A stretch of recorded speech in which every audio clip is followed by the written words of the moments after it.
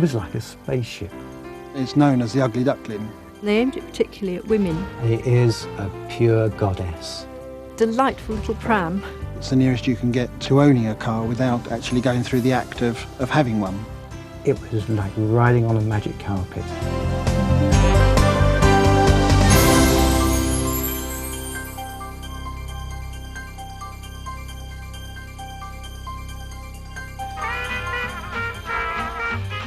The Citroen Car Company was started in 1919 by André Citroen. He was an engineer, a brilliant engineer. First thing he did when he went into business was set up a gear making factory.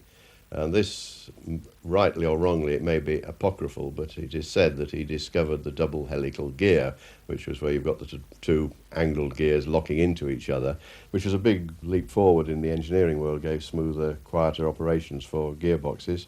And of course the double helical gear became the double chevron symbol of the Citroen factory and remains so to this day. Citroen made from 1919, well, the first was the Type A, which was a conventional car in appearance, but it was the first time that a car was sold to the public complete. Because previously you didn't buy a car, you went and bought a chassis and then you took it to a specialist coach building company and had a body mounted on it. After the Type A came the Type B, with improvements to engine, improvements to body, different body styles. And then in 1922 we had the small car, the 5CV, or the Type C, which, like the Austin 7 in the UK, was the car that brought motoring to the masses.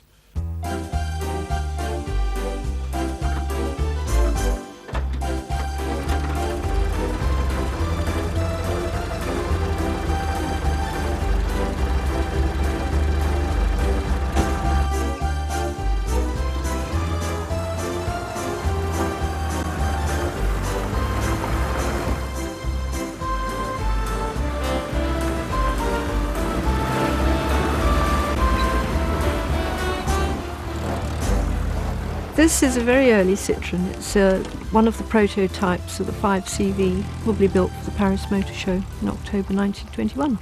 I think Citroen were trying to get a big corner of the market with economical cars. They had a bigger car on the market at the time and they wanted a small, attractive, economical car.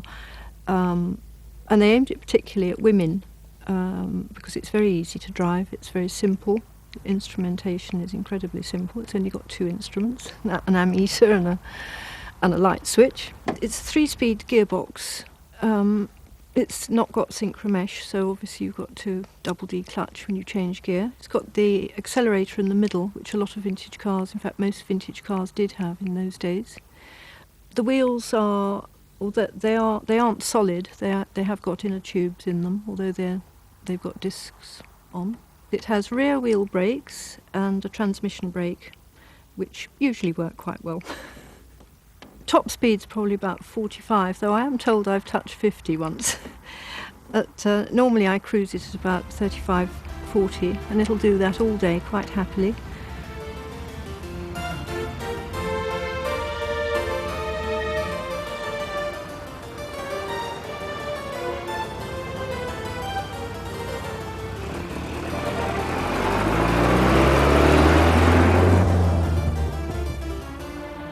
It's got a little idiosyncrasy whereby it throws itself into a shudder every now and again, which is a bit alarming, particularly for people behind you, which is just to do with the alignment of the front wheels.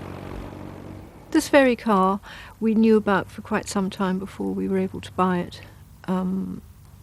Always hankered after it because it's a very pretty little car, and I've had it for about 25 years now.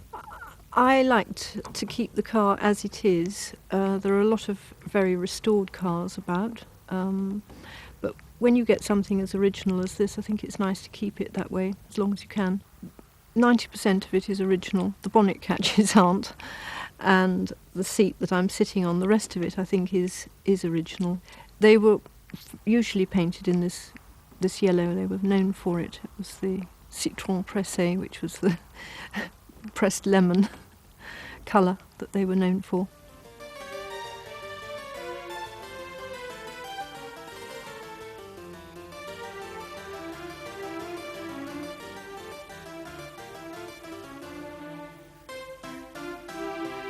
I think having a ducktail bottom makes her very French. I don't think there are many English cars that have got quite that elegance.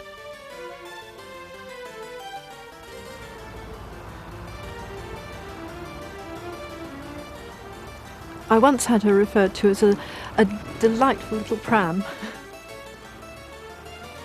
So she was known as the pram for a while. I'd say this car was definitely female because she's very pretty and she's very elegant.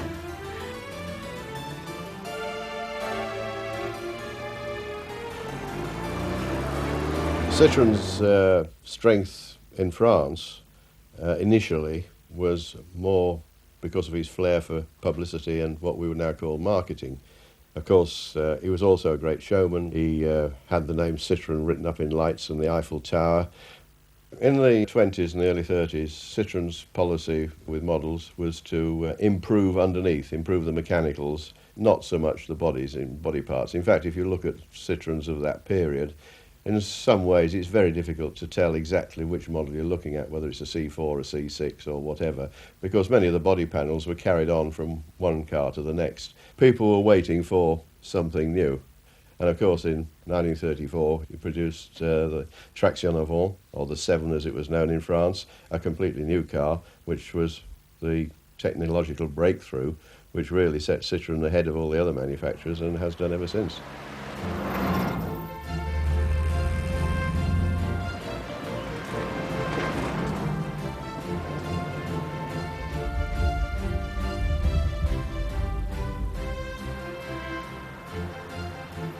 Well, of course, when it came out in '34, it caused them all sorts of financial problems, and a year later or so, they were broke, went bust, and André Citroen died as a result of the stress that caused. The company's biggest creditor was Michelin, the tyre people, and they took over the business and carried it on, and got the car right, technically and reliable. And it just went from strength to strength. Tremendous. It was advertised as being well ahead of its time, and of course it was.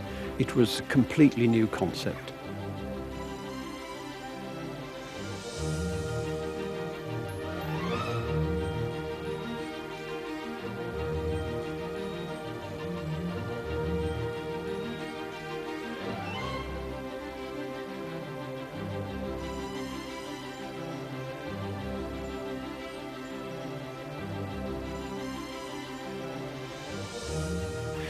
Prior to those days, all cars had chassis and running boards, and they had wooden bodies that were skinned in metal.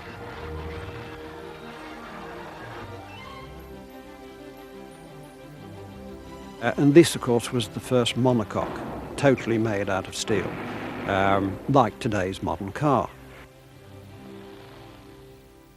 It also had torsion bar suspension like modern Porsche. It had hydraulic brakes all round, and a very nice 4-cylinder overhead valve engine, which I think was one of the first into mass production.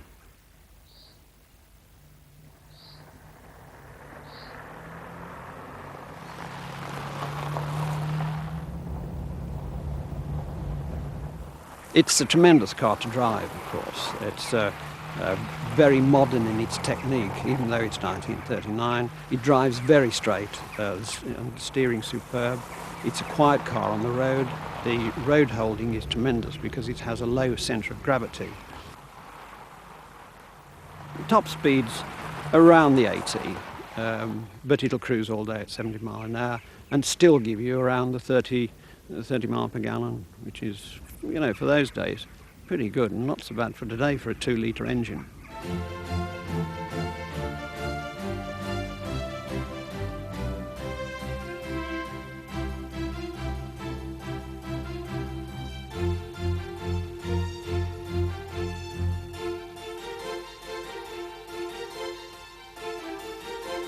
The styling's Art Deco, and whichever way you look at it, it's great. I personally like the view from the rear because certainly the back of the car has lovely styling, and it's just absolutely right in my view. I took my driving test in a Light 15 saloon way back in the well, a long time back. And in the early 50s, I did actually see a roadster. And there were not many of those around in those days, and I thought one day I'd like that. I did actually buy the saloon Light 15 in the 70s, and it took me another 4 or 5 years to find this car and restore it. But it's the sort of almost the love of my life.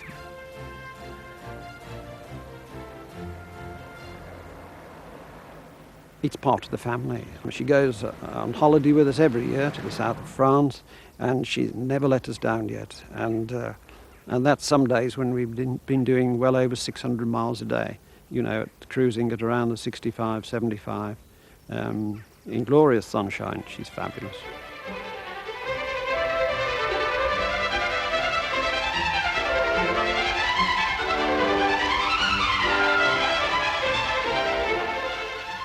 Vive l'attraction.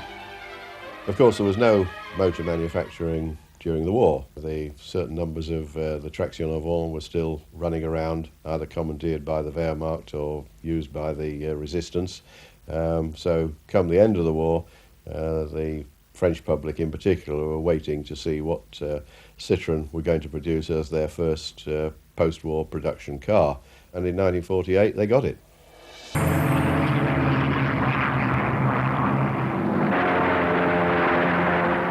They say 150 prototypes were made from 1936 onwards, of which all were destroyed at the outbreak of war, apart from 3, because they didn't want these prototypes to fall into the hands of the Germans. The 2CV, or Toute Petite Voiture, as it was originally called, was designed by Pierre Boulanger, and it was designed as a basic car for the countryman. The story goes that one of his criteria was that he should be able to get into it with his top hat on. The other one, that it should be able to take a basket of eggs across a ploughed field without breaking a single one. We've tried that, it does work. And it became the basic vehicle of France.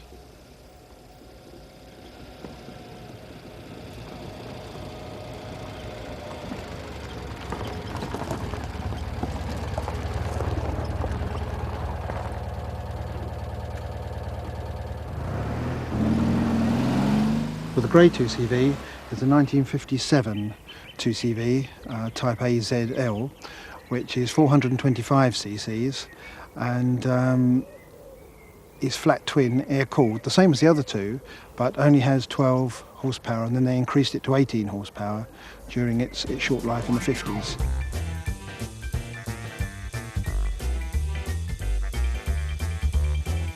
Well, the obvious thing to anybody is the bonnet.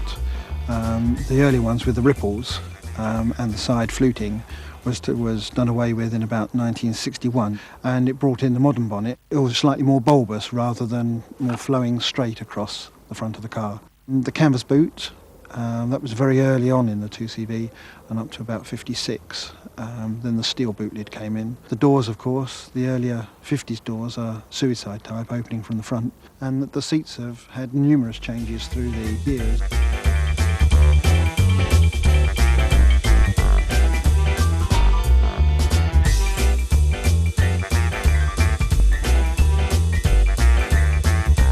To the untrained eye, they all look the same car.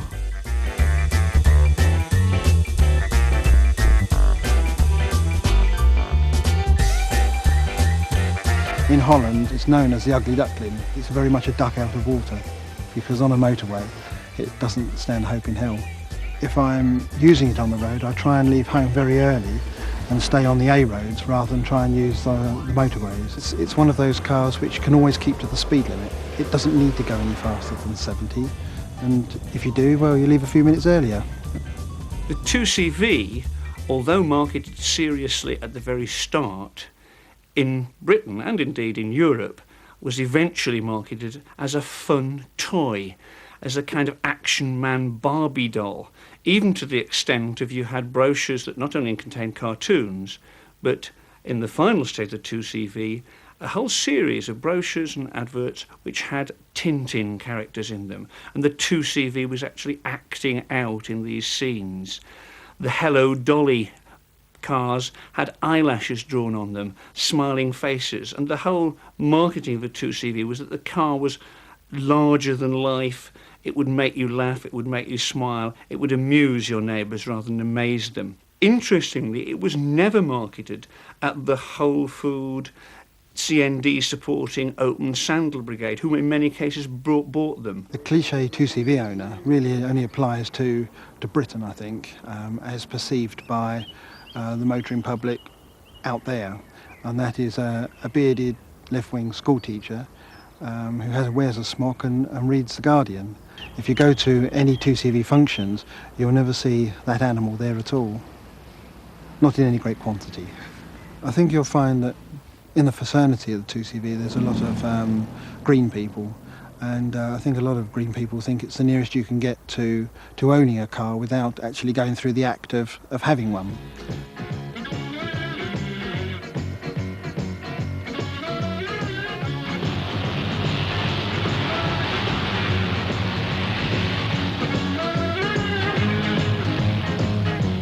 The 2CV, with its fanatical following and its quirkiness, has become a car in itself because of its shape and what it represents. Nobody has a Citroen 2CV, they have a 2CV. The same as you have a Mini these days. You don't have a British Lane or an Austin or a Morris Mini, you have a Mini. It can't have been economic for Citroens to carry on making it as long as they did. They kept saying they were going to drop it, and every time there was a terrific outcry. In the event, I think it was the economics and the advent of emission control and regulations and restrictions, so it was finally killed off, of course, in 1985. In my short life as it is at the moment, the 2CV has taken me across America and across Canada and right through Europe, North Africa, Nordkap, Russia, Leningrad, Moscow. It's getting further and further, and next year is Northwest Australia.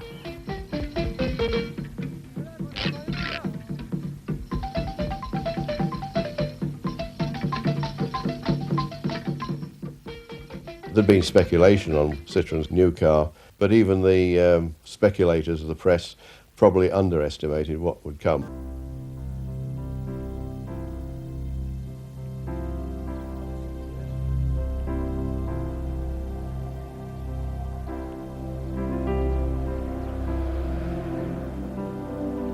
This is a DS.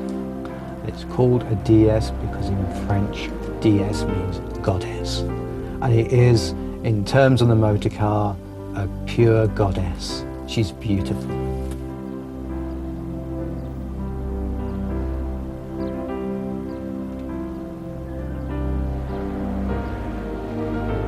The first time I saw the Citroen DS, I was about 11 years old. The car had been introduced a couple of years previously, and I was out walking with my father. We saw the new Citroen. It just was gliding along. We just had to stop and watch it slow down. And it stopped, and as the driver got out, the car raised itself up. As he shut the door, it sank down on its haunches. We waited while the driver came out of the newsagent's shop, got back inside the car.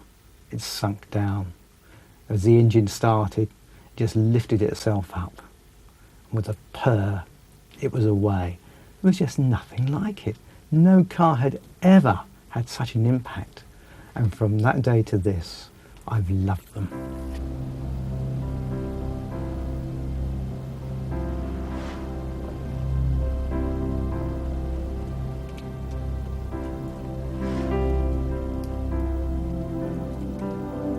The other cars in the street when I was that age, even though they were built after the war, the designs were actually pre-war.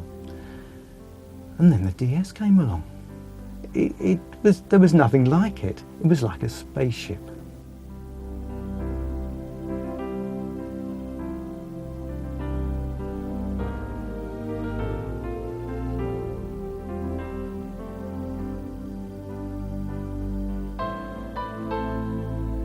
What makes it so special, it is a British-built car, whereas the French cars would have had cloth seats and a plastic dash. That was too futuristic for the British motorist, so they were given such luxuries as leather seats and walnut dash. but even so with all the verve of the French car. For the first time, hydraulics controlled every aspect of the car, not only suspension, but brakes, steering and gearbox. And it gave an absolutely constant ride. It was a magic carpet ride. Other cars, you could feel the bumps, you could be shaken about, but with the DS, it was like riding on a magic carpet. Citroen, right from the start, were eccentric, innovative, and in their marketing have tried to reflect that. So that you get, for example, a DS Safari with a harp, a double bass, a trombone in the back. You get shots of children with balloons with Citroen logos on. You get strange figures with umbrellas walking through Citroen brochures. The whole marketing ploy was to make you amused, to emphasise a particular Gallic charm. They were very complicated cars, and lots of people were totally frightened of them. It's often been known that these cars have been a plumber's nightmare.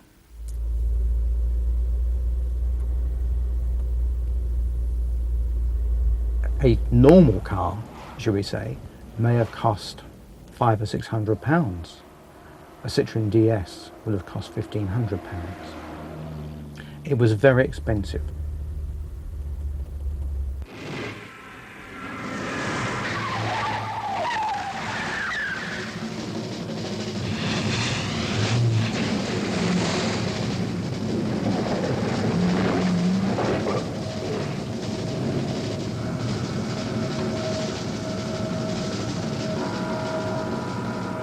Of course, the car did prove to be a success not only in the private ownership but in various rallying successes, particularly in the long distance, rougher rallies, which is a thing that Citroens can continue to this day.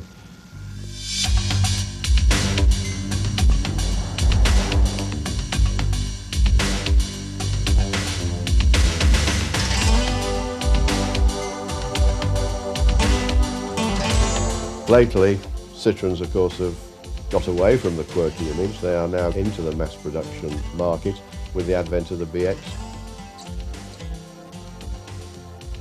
Nowadays, Citroens are selling to your average car driver who doesn't realise the technological innovations that are under the bonnet of the car he drives. As far as he's concerned, it's a very good car for the job, it's comfortable, he has the performance he wants, he has the price he wants, all the other things that people look for when they're buying a new car.